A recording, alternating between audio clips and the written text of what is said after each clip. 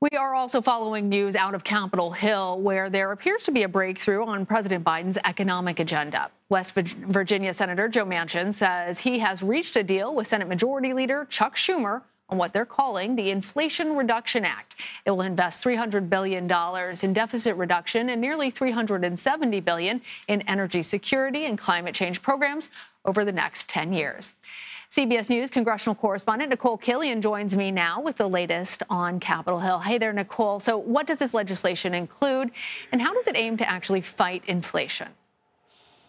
Well, Lana, as you mentioned, both leaders, Leader Schumer and Senator Manchin, say that this will make a down payment on historic deficit reduction by investing, as you just mentioned, some $300 billion towards that aim, as well as about $369 billion for those climate and energy programs. But in addition to that, it will also allow Medicare to negotiate prescription drug prices, which hopefully would lower prices for many Americans, cap out-of-pocket cost. It would also extend subsidies under the Affordable Care Act, so people who get their insurance through the government program would see lower premiums by extending those subsidies. And then, as you can see, there are a number of other things attached, whether that's increasing the corporate minimum tax to 15%, reducing carbon emissions as part of the climate program by roughly 40% by 2030. But the bottom line in terms of some of the pay-fors is that, these leaders emphasize that families making under $400,000 a year won't see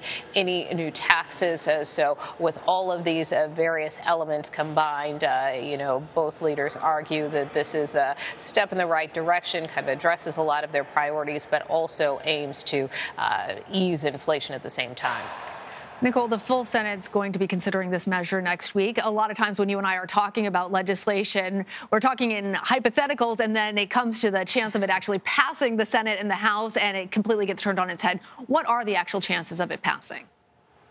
Yeah, well, look, this still has a couple of hoops and hurdles to clear, but, both the leader Schumer and Senator Manchin said that this will be submitted to the Senate parliamentarian tonight. Obviously, this legislation will have to go through a procedure called the bird bath, where it has to be assessed to see whether or not it kind of falls under this budgetary definition of reconciliation. And so if it does and clears that, then certainly lawmakers expect that this legislation would move in relative short order. I mean, keep in mind the House leaves this week. The Senate is due to be out next week. So ideally, they would like to try to get this legislation passed as soon as possible before that August recess. But that being said, the objectives and the hypotheticals, as I said earlier, and as you said, certainly don't always happen in reality. But again, the aim is that, they would like to move this legislation next week in the Senate. Obviously, for the House, they potentially would have to come back if and when this does clear the Senate. And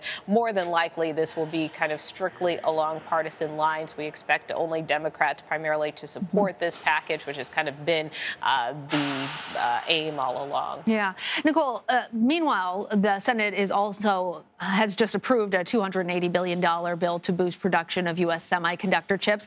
As we're talking about that race to the August recess, how is the legislation expected to fare in the House? And can you tell us a little bit more about how that legislation might affect Americans?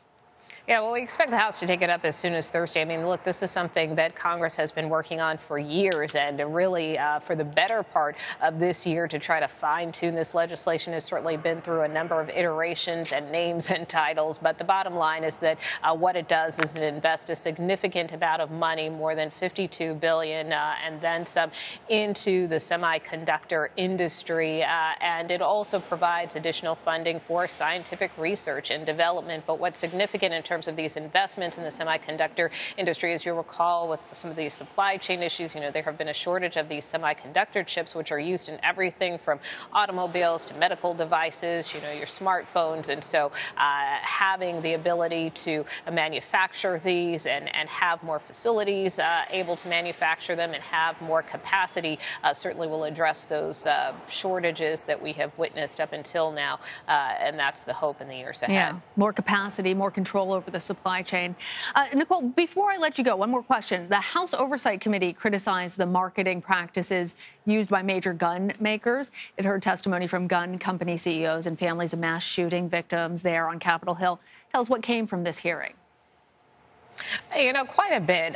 First off, the committee put out a memo of its findings thus far as it investigates the practices and profits of gun manufacturers. And based on that investigation thus far, the committee said that it had found the industry has made over $1 billion in revenue of these AR-15 style weapons over the past decade.